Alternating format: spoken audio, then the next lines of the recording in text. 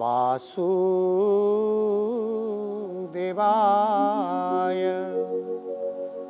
ओम नमो भगवते पुरुषोत्तमाय।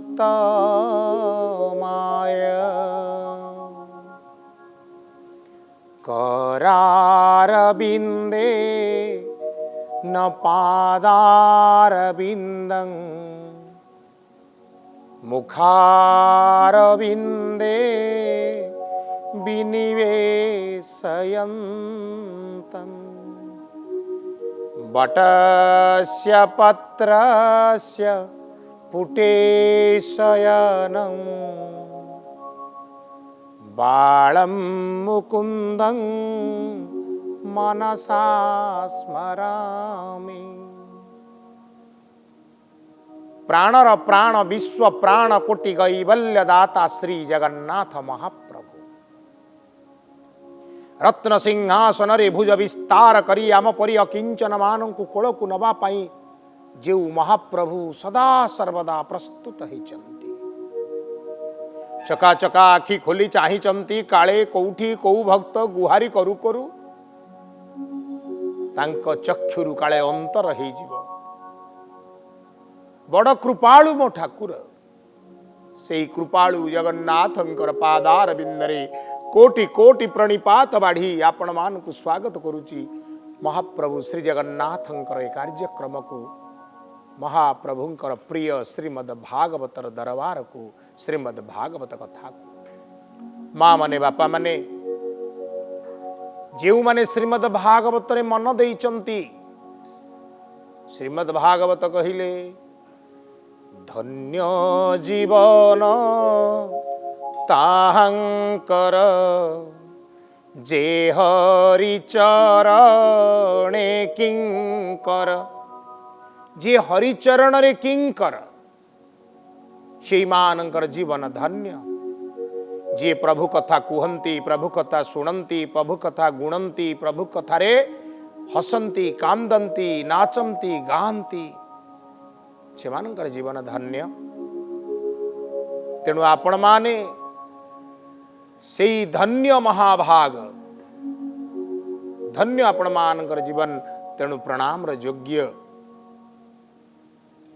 गत पर्याय चर्चा करुथिले तृतीय स्कंद 30तम अध्याय विदुर मैत्रेय संवाद रे भगवान स्वयं कपिल रूपे भगवान माता देवहूति को देले ज्ञान एवं से ज्ञान क्यों संपर्कित ज्ञान शरीर संपर्कित ज्ञान। मनीष जेतेबेले संसार भितरे हेतु पाए से जोड़िए कथा को भल भाव रे बुझे। गोटिए शरीर गोटिए संसार। निज शरीर को खुआई पियाई पिंधाई बेश कराई सजाई से प्रस्तुत रखिबा को चाहे संसार को भोग करिबा पाए। संसार को से अधिग्रहण करिबा को चाहे शरीर को उपयोग करी। किंतु एहा पछरे थिबा वास्तव सत्य संपर्क रे सुंदर आलोचना भगवान करुचंती। हे मां मनीष जेतबळे जीवनर अंतिम चरण रे मृत्युर शय्यारे पड़ी रहे मां हाथ गोड़ चलु न थाए। जो दिव्य ज्योति चक्षुरे थाए ताहा क्रमशः निष्प्रभ हुई धीरे धीरे संपूर्ण लोप पाई जाए। कर्णर जो शब्द ग्रहण करिवार कौशल ताहा मध्य लोप पाई जाए। तुंड खाद्य सिना ग्रहण करे हेले अग्नि मांदा हुई जीवारु अग्नि मांद्य आमर जो पाकस्थली रही पाचक जंत्र ताहा उपाचन क्रिया करि पारेना। अतएव शरीर ताहा आपे आपे वर्ज्य रूप में निर्गत हो जाए। शरीर मृतवत बिछଣା उपरे पड़ी रहे किंतु शरीर आउ शरीर सहित जड़ित थिबा संसार संपर्क रे चिंता मन मध्यरे अनवरत चली थाए। शेष शय्या पड़ी थिबा व्यक्ति बड़ व्याकुल हुए। तार से व्याकुल भाव को भगवान बड़ सुंदर शब्द रे कहउचंती मां कांदई बंधु मुख चाही बदनु वाक्य नस्पुरई। बंधुर मुख को चाही कांदे मते साहाଯ୍य कर मु असमर्थ दिन थिला एई हातरे विराट पर्वत टेकी मु फिंगी देउथली आज एई हाथ आउ चलू नाही। एई तुंडरे मु शब्द अपशब्द अनेक उच्चारण करिछि एई तुंडरू वाक्य बाहरी जीव कहा प्रति केउ प्रकार आदेश हेई जीव भयरे लोक माने काकुर्त होई मो पाखरे शरणागत हेउतले आज शब्दटीए मध्य उच्चारण करि पारु नाही।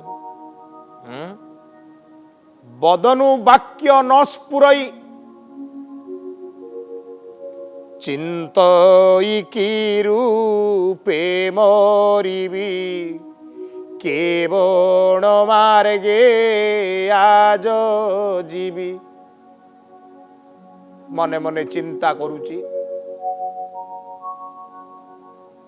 हे मां ए चिंतन गभीरता को देख मु केमिति मरिबी केउ दिन मरिबी केउ समय रे मरिबी केते दिन आउ ए अदरकारी शरीरटा को धरी मु एई भली भाव रे ए शेष सेजरे पड़ी रहिबी।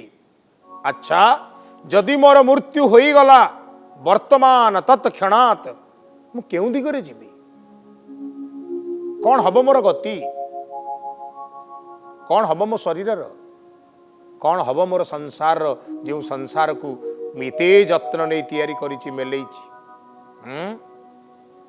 मोर मरणे पुत्र नारी के मंते थिवे गृह करी। मु सिना थिली बोली भल दी पैसा रोजगार करी आणुथिली बोली मोर पिला माने भूरी भोजन करुथिले मोर स्त्री भल आय अलंकार पिंधि निजकु सज्जीकृत करुथिला मोर अवर्तमान रे मोर पिला गुड़ाक बाप छेउंड हे जिवे मोर जो विराट साम्राज्य मु मेलेइछि जार अधिकारी मु ता तो मुरबी विहीन हो जीव कर्तृत्व विहीन हो जीव कौन हब चोर भंड ठक टाउटर तो सब ठकी खाई जीवे। व्याकुल चित्तरे शेष शय्या पड़िथिबा मनीष किं कर्तव्य विमूढ़ होई एई भली बाउला चाउला हुए। बोलिए नंदनंदन भगवान की जय। मां माने बापा माने मोर अति विव्रत मनीष जीवनर अंतिम सेजरे विचार करुची जे मु मरण पाइला परे मोर पत्नीर कौन हब पिलामानंकर कौन हब घर द्वार कौन हब संसार कौन हब जार निजर जत्न नबार मध्य सामर्थ्य नहीं से विचार करुची अन्य मानंकर कौन हब। दुखे संचिली जेते धन मुमले एहा नेबे आन। मु कष्ट करी जेते संपत्ति अर्जन कली ए संपत्ति गुड़ाक तो साथी रे जीव नाही। मोर बाहुबल थिला मोर प्रतिपत्ति थिला मो प्रति भय थिला तेणु ए संपत्ति को कही आखि टेकी चाहू नथिले आज तो आकु लूट करी नेबे। ए जे होइबे अरक्षित एणु व्याकुल हुए चित्त चित्तर ई व्याकुल भाव आउ को बाटे देखा जाऊ कि न जाऊ आखिरु धार धार हेई लुह हेई बोही जाऊ थाए मु चलीगला परे मोर घर लोक गुड़ाक रक्षित हो छेउंड हो सेमानंकर एते शक्ति सामर्थ्य नहीं जे ये समस्त वित्त को अचलाचल संपत्ति को रक्षा करि पारिबे अन्य माने तो नहीं जिवे ना भीतरे आकुले कांदई ता मन केही न जानई भितरे भितरे गुमुरी गुमुरी कांदे लुहधार बोही जाऊ थाए पाखरे थिबा लोक भी ता कथा बुझी पारंती नाही कारण मन कथा सिना कहिले किए बुझिबो अंतर्यामी हबार क्षमता ए आख पाखरे कहार हेले नाही बड़ व्याकुल मनीष बड़ व्याकुल जीवन दहे दारा धने गोविंदन स्फुरे अज्ञाने गोविंद माँ माने बापा माने विंदयति गो जह स गोविंद जी आनंद दियंती विंदयति जे नंदन करंती कहा को आनंद दियंती गो गो शब्दर अर्थ हेउची आम भितरे थिबा सही अपूर्व आध्यात्मिक ज्ञान आम शरीर रे खंजा जाइथिबा सकल ईश्वर अर्पित इंद्रिय गो शब्दर अर्थ हेउची आम अंतकरणर सही गोपन तत्व जहा सदा सर्वदा भगवान को खोजे भगवान गोविंद संतुष्ट हुवंतु तेणु शरीर रे थिबा इंद्रिय मानक द्वारा आमे काम करिबा उचित आम जीवनर चरम लक्ष्य गोविंद को संतुष्ट करिबा जो कार्य रे भगवान खुशी नुहंती से कार्य वर्जनीय भगवत प्रीति रे करा जाउथिबा सकल कार्यर अर्थ गोविंदंक स्मरण किंतु सेथिरे अनभ्यस्त अनभिज्ञ आमे समस्ते काहीकि ना शरीर आउ संसार छड़ा आमे अन्य किछि बुझिने निज पाई चिंता करिचे निज खाइबा पाई चिंता करिचे निज रहिबा पाई चिंता करिचे निज सहित जोड़ा हेइतिबा संसार पाई चिंता करिचे बस भूली जाइचे ए शरीर को आउ ए संसार को केही जने निर्माता बड़ सूक्ष्म कारुकार्य संपन्न होई निर्माण करिसंती बारंबार कृपा करिसंती बारंबार अकातरे तांकर सही कृपा को प्रणाम करी स्वीकार करिबा हेउची गोविंद स्मरण किंतु मनीषर संसार आउ सांसारिक द्रव्य वस्तु पारिवारिक चिंता ताकू गोविंदंक चिंता करिबा ठारू विच्छिन्न करई दिए सुजोग ही दिए ना किए गोविंद तार मने पड़े ना हाँ बाली सज्जारे सोई दे बंधु बांधवे बेढ़ी तही बाली सज्जा आम सनातन चेतना रे विश्वास टीए अछि गंगा नदी तटरे जदि ये शरीर सोई रही पिंडरू प्राण को विसर्जन करे तेबे जीवन रे विपत्ति आसेना केउ प्रकार विपत्ति पुनर्जन्मर विपत्ति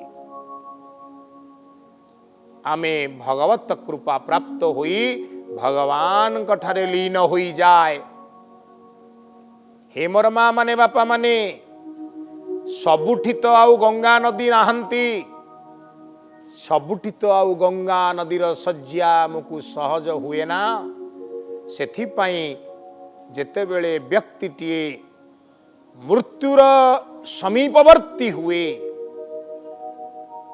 बालुका शज्याटीए करी सेथिरे किछि गंगा धूली छिंची दिया जाए, गंगा जल पाखरे थिले छिंची दिया जाए, परिकल्पना करा जाए एहा हेउची गंगा नदीर सेई बालुका सेज।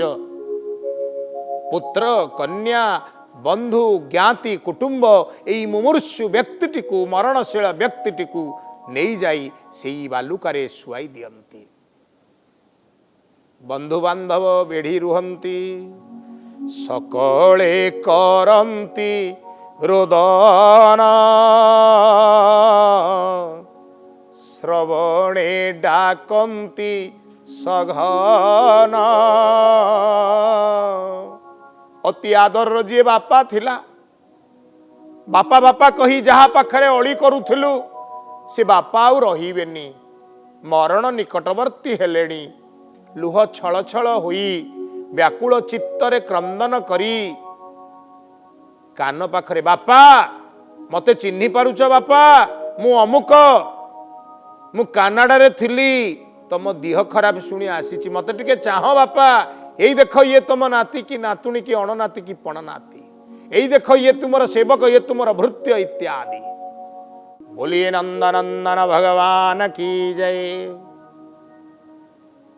बालुका सेजरे सोईची, मनीष जीवनर शेष पहाचरे सोईची, निजे व्याकुल चित्त, शब्दटी उच्चारण करिवार क्षमता नहीं, हाथ पाद चलू नाहांती, कान शुणी पारु नाही, आखि देखि पारु नाही, किंतु चित्त बा अंतकरण संसार आउ कुटुंब विषय रे भाबी भाबी दहित हेउची। हेता तो बोली के डाकई तागुण भाली के रोदई। किए रोदन करुची, हे नाथ प्राण नाथ, न कहवा पूर्व मन कथा बुझी केड़े सुंदरिया साड़ी आनी दउथल। भौणी कहूची, हे भाई राखी बांधुथिली बोली केते सुंदर भार नहीं मो घर को जाउथिल। उठ भाई उठ, उठी बस, कुआडे जाउच? केहू डाकंती पुत्र भाई, भारी जा डाके हे गोसाई। हा नाथ कही मुंड कोड़ी पत्नी कांदु थाए व्याकुल होई।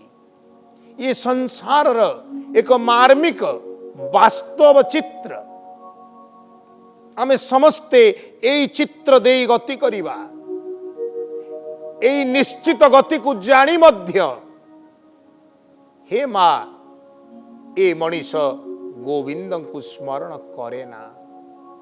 लोभ वसत, मोह वसत, कपटता वसत से संसार आउ शरीर को जेति की भल पाए, ईश्वर को सेति की भल पाए ना। तेणु दुई पटे दुईटी विचार, गोटिए शरीर संसार आउ अन्यटी ईश्वर। नाना प्रकारे से रोदंती ता दुख केही न घेनंती।